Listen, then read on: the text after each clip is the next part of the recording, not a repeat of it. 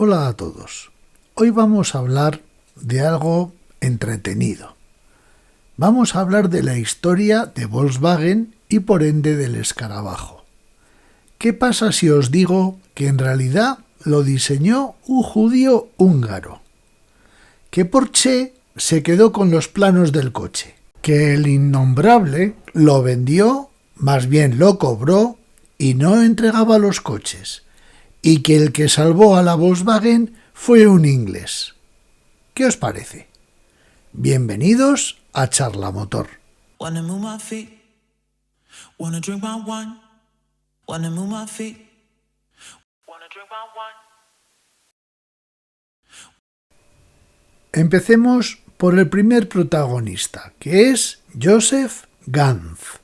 Joseph Ganz nació en Budapest, en el seno de una familia judía con un profundo sentimiento alemán. De hecho, en la Primera Guerra Mundial se enroló en la Marina alemana y una vez terminada la guerra retomó sus estudios de ingeniería mecánica en Viena. Y mientras estudiaba empezó a darle vueltas a la posibilidad de hacer un coche barato que costara aproximadamente lo que costaba una motocicleta. Pero como no tenía dinero todavía para hacer el proyecto, se puso a trabajar en la revista Klein Motorsport, donde se reveló como un crítico ácido con los coches de la época. Y sostenía que los coches que se fabricaban eran lentos, pesados e inseguros. Al final se quedó como editor de la revista, le cambió el nombre a Motor Critic y estuvo unos cuantos años poniendo a caldo a todos los fabricantes establecidos en Alemania y, como os podéis imaginar, hizo un montón de amigos. Pero volvamos a su faceta de diseñador de automóviles. Como ya hemos comentado, a Ganz no le gustaban nada los coches de la época. Grandes, altos, pesados. ¿Dónde estaré viendo yo esto últimamente? Y decidió hacer un coche pequeño, ligero, aerodinámico y de motor central. Y en 1923 presenta este diseño, el Ganz Klein Wagen.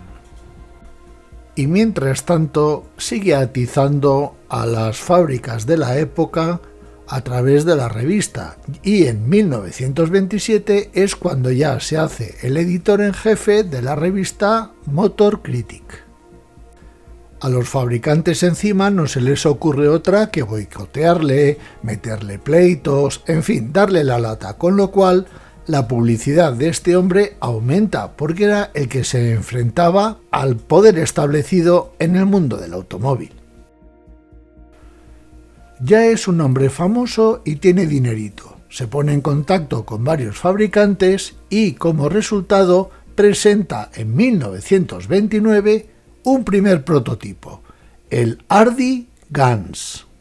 Este prototipo ve la luz en 1930 y también en 1931 aparece un segundo prototipo, esta vez fabricado por Adler.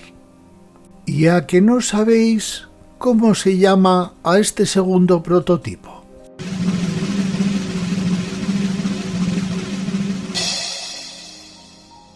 Los cabos empiezan a atarse.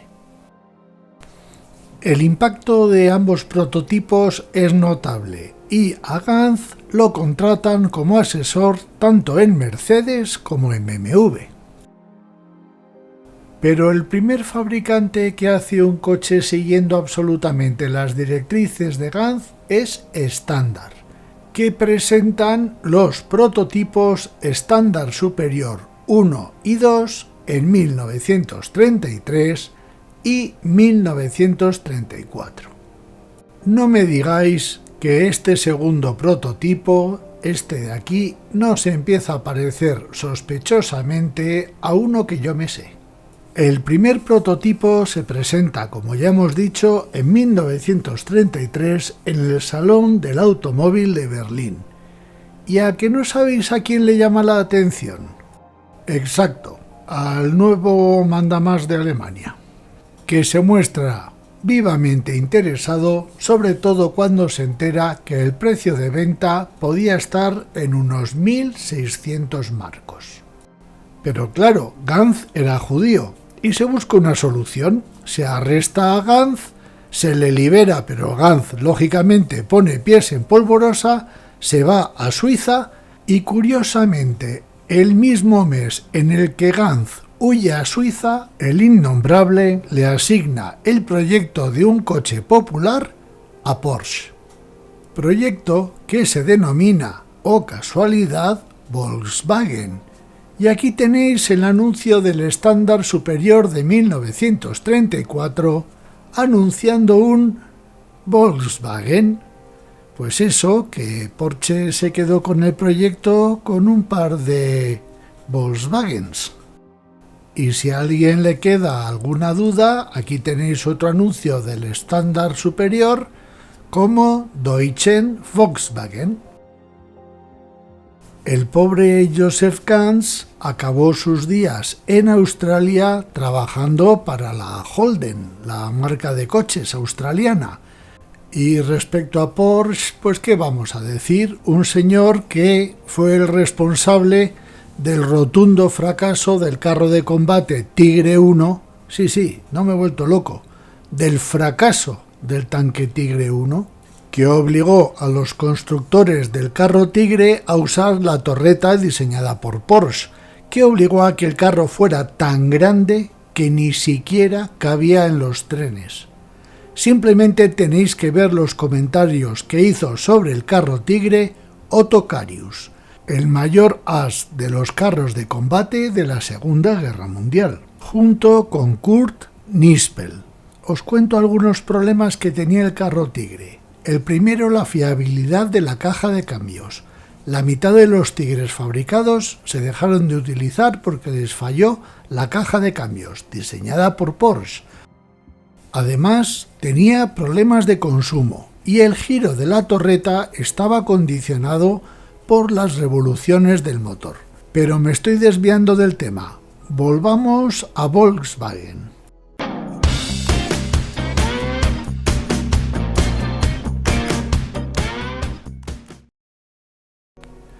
En la época de la República de Weimar, en el Reino Unido y en Francia había un vehículo por cada 44 habitantes. En Estados Unidos había la cifra impresionante de 5,3 habitantes por vehículo, mientras que en Alemania estaban estancados, lógicamente, en 196 personas por coche. Y el recién nombrado canciller decidió que esto tenía que acabarse y que había que motorizar al pueblo alemán. Y el 22 de junio de 1934 le asigna a Porsche la tarea de hacer un coche económico que cueste aproximadamente unos 900 marcos. El resto de fabricantes vieron que eso era prácticamente imposible y el proyecto se quedó, como ya hemos visto, en manos de Porsche. Por su parte, el gobierno ofrece a los alemanes un sistema para la compra del coche, dando una señal, y el sistema tiene tal éxito que al comienzo de la guerra tenían 336.668 peticiones para el Volkswagen Escarabajo y tenían ya 280 millones de marcos recaudados a costa de la señal que habían pagado los alemanes. La verdad es que el proyecto pintaba bastante bien.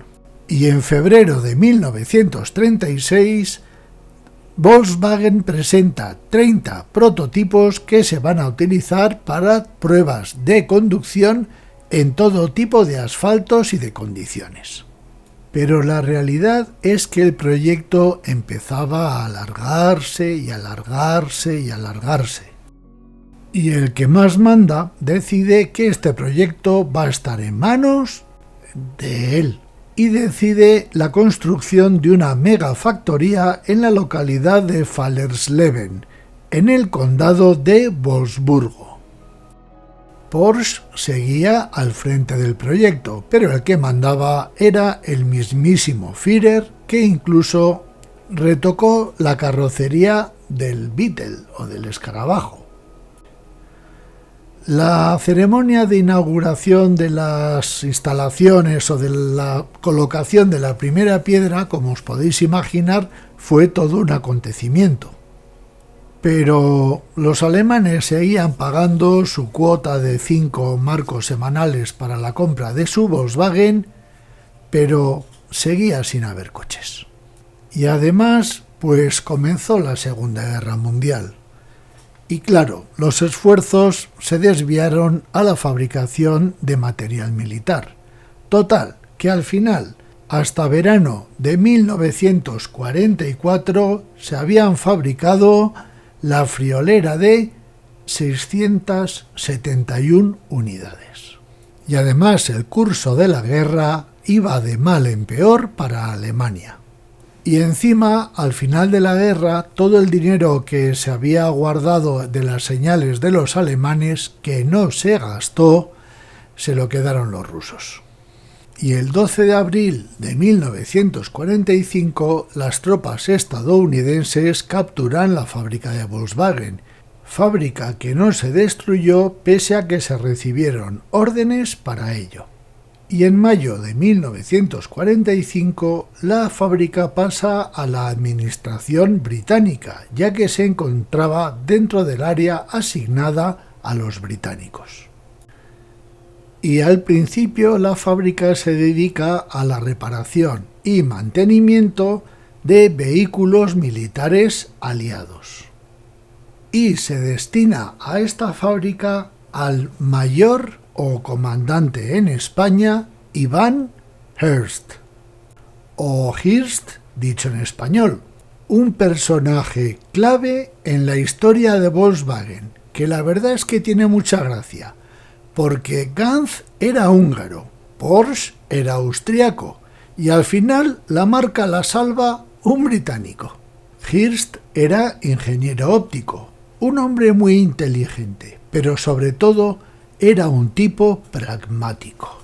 Y eso se vio rápidamente en la Volkswagen, porque logró transformar la fábrica en lo que es ahora. Supo desnazificar la Volkswagen sin caer en la venganza. Contó con los trabajadores, contó con el equipo técnico que tenía, supo reflotar toda la maquinaria y además supo poner en la calle un producto atractivo, que era el Volkswagen Escarabajo o Beetle.